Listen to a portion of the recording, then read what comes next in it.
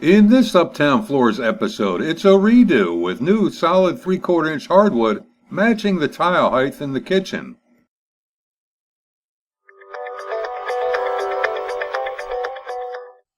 We've all seen how ugly moldings can be. Here the customer wanted the new hardwood to sit vertically flush with a tiled kitchen, just as it did with a vinyl plank floor that was getting removed.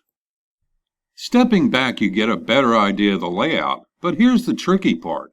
Not only did the vinyl have to get removed, but the underlayment too.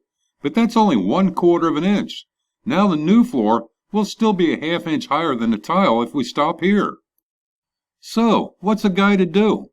We did have an in-floor HVAC vent in another part of the room to check what was going on, and a layer of 3/4 inch plywood had to come up too. Here the circular saw was set to cut a smidgen deeper than 1 inch to cut through the vinyl and 2 layers of underlayment.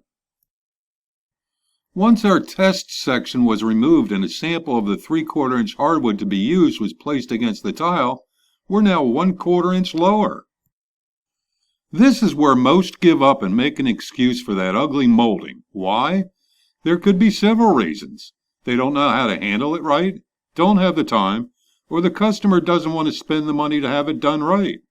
How about throwing some shingles in there? Forget it. Too much of a difference. So what's the solution?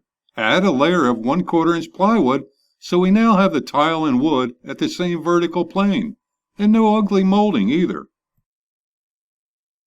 Here's where the cost issue probably comes in for many. Not only did this section require removal, but the rest of the room that measured 500 square feet.